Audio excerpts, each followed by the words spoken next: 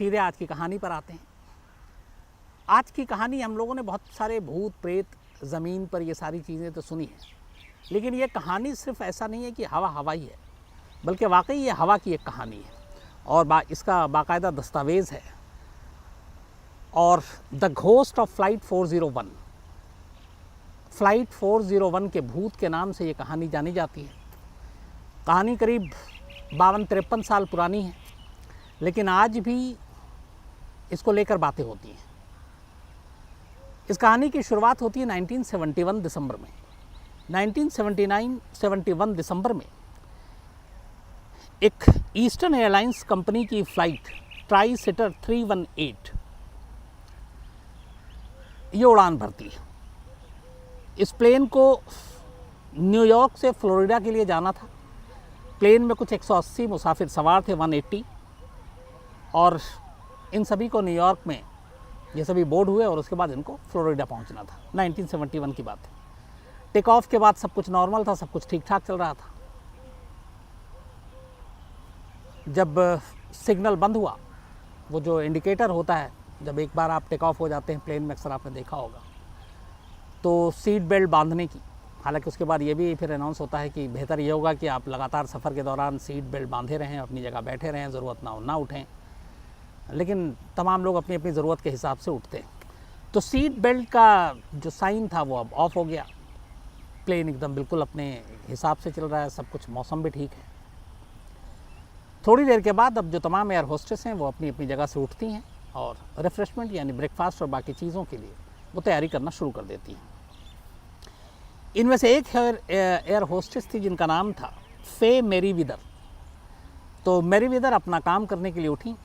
वो जहाज़ के पिछले हिस्से में गई और जहाँ पे आप आमतौर पर आपने देखा होगा जो शौचालय है, टॉयलेट है, उसके पास वो सारी चीज़ें जो खाने पीने का सामान है, पानी या फिर ब्रेकफास्ट, लंच जो भी देते हैं, वो सब वहाँ पे रखा होता है। और प्लेन में अक्सर गरम गरम ही खाना मिलता है, तो ओवन का भी इस्तेमाल होता है। कई बार ऐसी पैकिंग होती है कि वो वैसे ही गर्म होता है।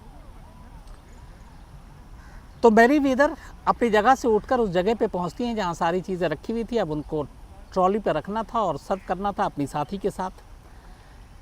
लेकिन वो जैसे ही पीछे पहुंचती हैं और ओवन के करीब जाती हैं, अचानक चौंक उठती हैं। उन्हें ओवन के ग्लास पे एक चेहरा नज़र आता है। फ्रंट का जो पोर्शन था वो शीशे का था और वो बिल्कुल ऐसा लग रहा था जैसे वो शीशा जो है ना ओवन का, वो टीवी का स्क्रीन हो गया हो। तो ना अचानक एक चेहरा दिखाई देता है। मेरीवेदर घबरा जाती है। उसके बाद वो पीछे हट जाती है। फिर थोड़ी देर के बाद उसे लगता है शायद उसका वहम है और वो दोबारा आगे बढ़ती है खाना गर्म करने के लिए, खाना निकालने के लिए। लेकिन जैसे ही वो दोबारा जाती है, फिर अचानक वो चेहरा सामने आ जाता है स्क्रीन पर। अब एयर होस्टेस वाकई घबरा जाती है। वो वहाँ से हटती है और सबसे करीब उसके जो बाहर बैठे हुए थे वो उनके पास पहुँचती है। वो थे उस फ्लाइट के इंजीनियर मूर।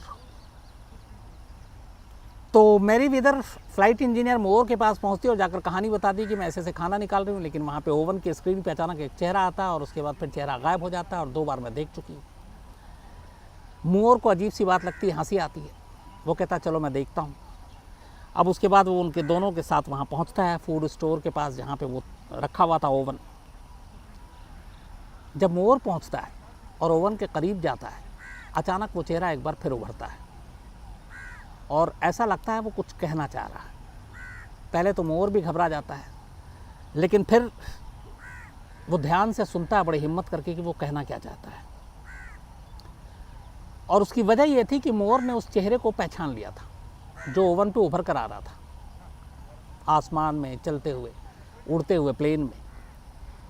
और उसने पहचाना कि ये कोई और नहीं बल्कि इसी एयरलाइंस का एक एक्स, जो अब इस दुनिया में नहीं है, एक और engineer, flight engineer Don Repo है।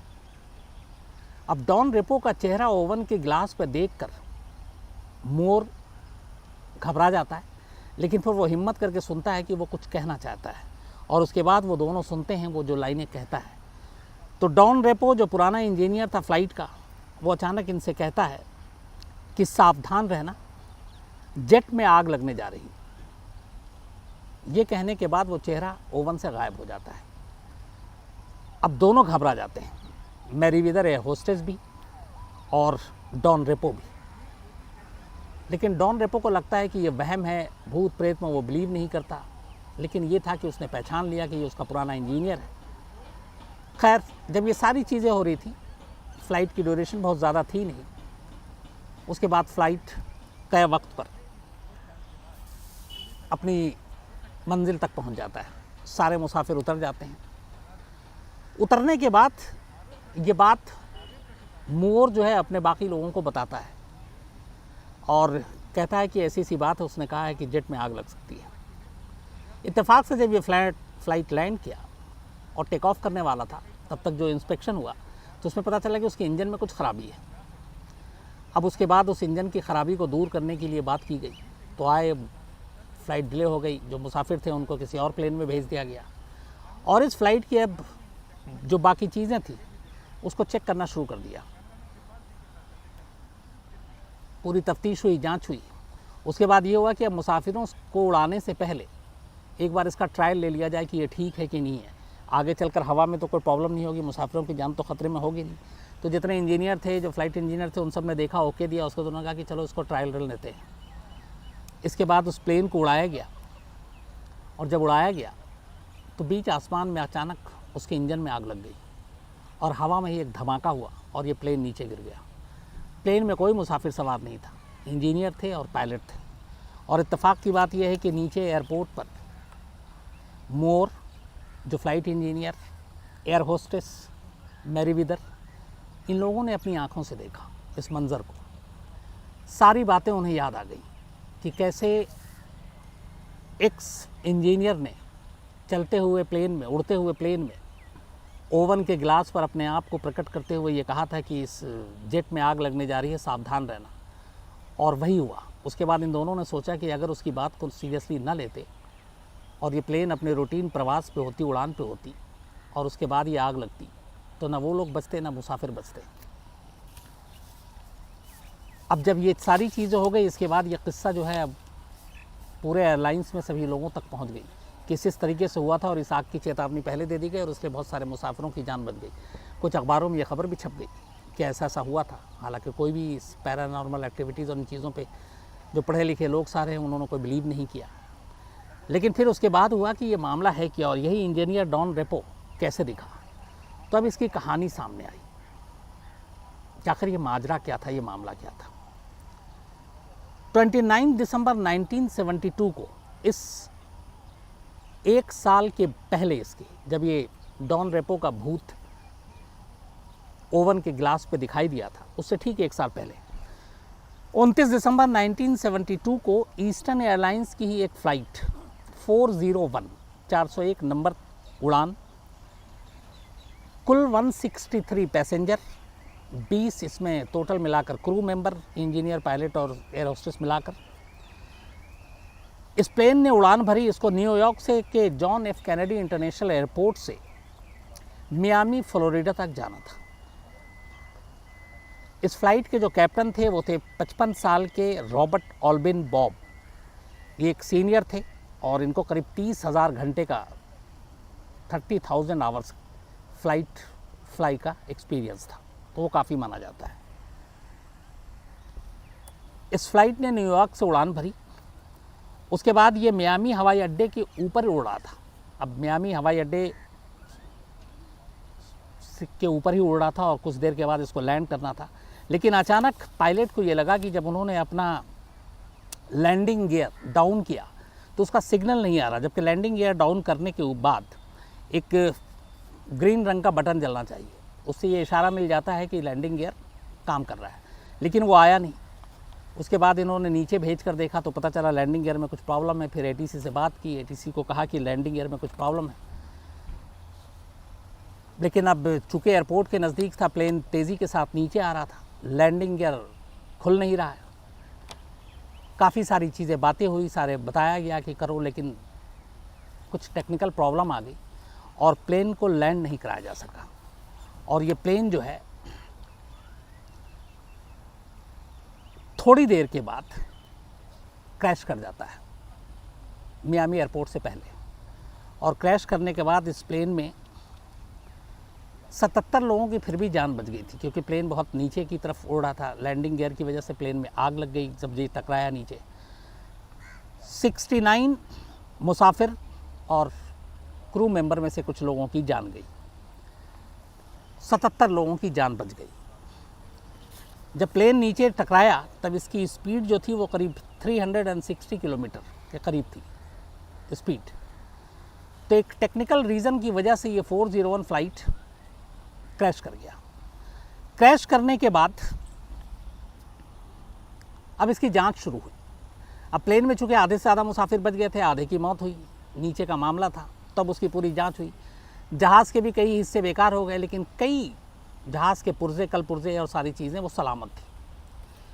ईस्टर्न एयरलाइंस कंपनी की जहाज़ थी। इंजीनियर ने सारे कलपुर्जों की जांच की और इसके बाद जो सही सलामत कलपुर्जे थे उसका इस्तेमाल दूसरे प्लेन में किया गया। जो प्लेन 401 क्रैश किया, जिसके कलपुर्जे कुछ सलामत थे, उस कलपुर्जे का इस्तेमाल एक दूसरे प्लेन में किया गया। और वो दूसरा प्लेन कौन था? जो इस हादसे के 1 साल के बाद जिसके ओवन के गिलास पर इंजीनियर का चेहरा आता था। दरअसल जो ये प्लेन क्रैश किया, उस प्लेन में उसी इंजीनियर की ड्यूटी थी, फ्लाइट इंजीनियर डॉन रेपो। तो डॉन रेपो की इस क्रैश में मौत हो गई। डॉन रेपो के साथ साथ जो इसके पायलट थे इस प्लेन के, उनकी भी मौत हो गई। लेकिन इस प्लेन के कई पार्ट्स दूसरे प्लेन में यूज़ किए गए और वो वही ईस्टर्न एयरलाइंस कंपनी का प्लेन था जिसमें 1 साल के बाद इस हादसे के डॉन रेपो आया और डॉन रेपो ने आगाह किया कि जेट के इंजन में आग लग सकती है, होशियार रहना। और वाकई प्लेन लैंड किया, टेक्निकल प्रॉब्लम आई और उसके बाद उसमें आग लगी बीच आसमान में, वो प्लेन क्रैश कर गया, लेकिन मुसाफिर उसमें सवार नहीं थे। तो एक ऐसा प्लेन जो प्लेन क्रैश किया जिसमें फ़्लाइट इंजीनियर की मौत हो गई, वो फ़्लाइट इंजीनियर दूसरे प्लेन में आकर अपने कुलीग को आगाह करता है कि इस प्लेन को में आग लग सकती है, इसलिए तुम लोग होशियार रहना। जब ये सारी कहानी सामने आई और ये बात आई कि ये वाकई अच्छा, ख़ास बात ये थी कि जिस जगह पे डॉन रेपो नमूदार हुआ, सामने आया, जिस फूड कॉर्नर पे, जहाँ पे वो कॉर्नर में प्लेन में खाने पीने का सामान था, जहाँ ओवन रखा हुआ था, वो पूरा हिस्सा जो वहाँ पे बहुत सारे ऐसे पार्ट्स जो है इसी क्रैश प्लेन के यूज़ किए गए थे। जो प्लेन क्रैश किया गया हुआ था जिसमें डॉन रेपो की मौत हुई थी, वो पूरा हिस्सा, ख़ास तौर पर उसके ज़्यादातर कलपुर्जे और सारी चीज़ें इस क्रैश प्लेन से जो बच गए थे उसका इस्तेमाल हुआ था। इसके बाद फिर बहुत सारी बातें हुई कि क्या यही वजह थी कि क्रैश प्लेन का जो मर चुका एक इंजीनियर था वो दूसरे प्लेन में आकर ये आगाह करता है। लेकिन इसको लेकर बहुत सारी जांच हुई, इंक्वायरी हुई और बात चुके दो पढ़े लिखे, एक दूसरा इंजीनियर दूसरे फ़्लाइट का जो कह रहा मैंने भी देखा, एक एयर होस्टेस ने अपनी आंखों से देखा और उन लोगों ने बताया कि ऐसा होगा और सेम वैसा हुआ। तो इसको लेके हवाई बातें नहीं थी, बाकायदा इसकी पूरी छानबीन की गई और इसीलिए इसका नाम दिया गया the ghost of flight 401। Flight 401 भूत के नाम से भी इसको जाना जाता है और इसके ऊपर बाकायदा किताब तक लिखी गई। तो ये 2 ऐसे प्लेन की कहानी थी जो एक दूसरे से जुड़ते हैं। अब इसमें कितना सच, कितना हकीकत, कितना फसाना मुझे नहीं मालूम, लेकिन हाँ, रिकॉर्ड पे ये सारी चीज़ें हैं। फ़्लाइट 401 भी है, फ़्लाइट 401 का क्रैश भी है और उसके ठीक 1 साल के बाद उसी एयरलाइंस के एक दूसरे प्लेन का, जिसमें टेक्निकल ख़राबी के बाद बिना मुसाफिरों को उसको ट्रायल के लिए उड़ाया गया, उसका क्रैश होना और उसके क्रैश होने से पहले फ़्लाइट इंजीनियर और एयर होस्टेस का ये बताना कि ऐसा हमें इससे पहले ही बता दिया था और उस शख्स ने बताया जिसकी प्लेन क्रैश में पहले ही मौत हो चुकी थी। तो ये थी कहानी आसमानी भूत की एक तरह से, और इसको मैं क्या कहूँ, आज करीब 70-72 साल हो गए हैं, लेकिन ये मिस्ट्री आज भी एक मिस्ट्री है कि असल में हकीकत क्या है, कहानी क्या थी। तो कल मुलाकात होती है रात 9 बजे। अपना ख्याल रखिएगा, अपनों का ख्याल रखिएगा। Thank you very much.